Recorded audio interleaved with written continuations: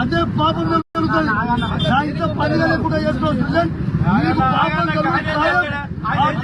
CPI కురుకోడు.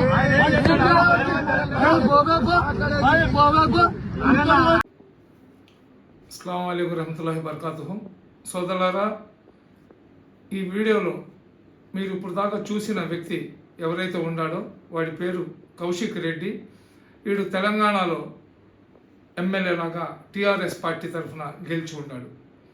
TRS party ఒక secular party, అదేవిధంగా అందరినీ కలుపుకొని అందరి కోసం వచ్చిన పార్టీ అని చెప్తున్నారు.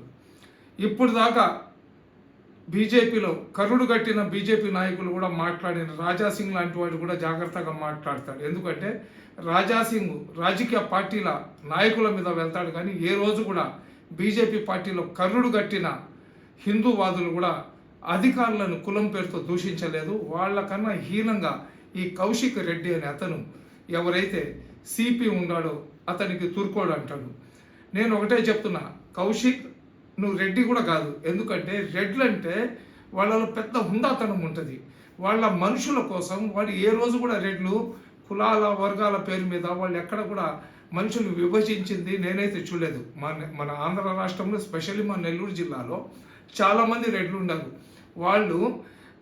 వాళ్ళకు ఒక గ్రూప్ ఉంటుంది అనమాట. వాళ్ళ దగ్గర ఒక ముస్లిమ్స్, ఒక ఎస్సీ సోదరుడు, ఒక ఎస్టీ సోదరుడు ఉంటారు. వాళ్ళు ఇళ్లలో బెడ్రూమ్లలో అంతా తీసుకొని వెళ్తారు. వాళ్ళ కోసం వాళ్ళ సొంత అన్నదమ్ములను వదులుకున్నారు. ఏ రోజు కూడా కులాల పేరు పెట్టి ఏ రాజకీయ పార్టీకి చెందిన రెడ్డి కూడా పిలిచింది నేను చూడలేదు. నువ్వు రెడ్డి కూడా కాదు, నువ్వు ఎవరో పాలేరుకు పుట్టినట్లున్నావు. నీలో రెడ్డి జీన్స్ కనపడటం లేదు. రెడ్డి అంటే ఒక హుందాతనం ఉంటుంది. రెడ్డి అంటే అందరినీ కలుపుకొని పోతాడు, కానీ నీలో ఎక్కడ రెడ్డితనం కనపడటం లేదు. నువ్వు ఎక్కడో మిస్ఫైర్ అయ్యింది. నువ్వు ఒకసారి నీ పుట్టుక గురించి ఆలోచించుకో. తుర్కోళ్ళు అంటే తుర్కోళ్ళు ఓట్లు వేయకపోతే నువ్వు ఎక్కడ గెలిచావురా? బోసడికే నువ్వు తుర్కోళ్ళు ఓట్లు వేయకపోతే నువ్వు గెలిచినావా? తుర్కోళ్ళ ఎలక్షన్లు వచ్చినప్పుడు తుర్కోళ్ళది పట్టుకొని తుర్కోళ్ళది కళ్ళకు అద్దుకుంటేనే కదా మీరు గెలిచేది. ఒక అధికారులు ఆ గ్రౌండ్ లెవెల్లో ఉండే అధికారులు ఎవరైతే ఉంటారో సిఐలు, ఎస్ఐలు, డిఎస్పి వాళ్ళు రిపోర్ట్ ఇస్తారు. ఈడు కౌశిక్ గాడి ఇక్కడ కానీ వస్తే పెంట చేస్తాడు, వీడు పెంటలో పొల్లాడే పంది, వీడు ఈ పవిత్రమైన దేవస్థానంలో ఈ పంది కానీ వస్తే దేవస్థానం అంతా అపవిత్రం అయిపోద్ది, కాబట్టి ఈ పందికి లోపల అలౌ చేయకూడదంటే ఆ దేవస్థానం యొక్క పవిత్రతను కాపాడడానికి అధికారులు నిర్ణయం తీసుకొని ఉంటారు. పంది మొహం ఎదవా, తుర్కోళ్ళు ఏంద్రా చెప్పేది? ఎదవ నా కొడక, పాలేరుకు పుట్టిన ఎదవా. ఇప్పుడు నువ్వు పాలేరుకు పుట్టిన ఎదవ అంటే నువ్వు ఒప్పుకుంటావా? ఒళ్ళు నోరు దగ్గర పెట్టుకొని మాట్లాడు. నీలాంటి చెత్త ఎదవల వల్ల టీఆర్ఎస్ పార్టీ సర్వనాశనం, ఇప్పటికే నాశనం అయిపోయింది, ఇంకా సర్వనాశనం అయిపోద్ది.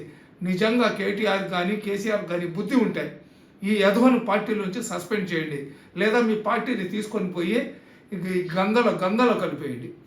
అస్సలాము అలైకుం. సోదరులారా, ఈ ఎదవకు బుద్ధి వచ్చేదాకా ఈ వీడియోని ప్రతి ఒక్కరు కూడా షేర్ చేయండి. అస్సలాము అలైకుం.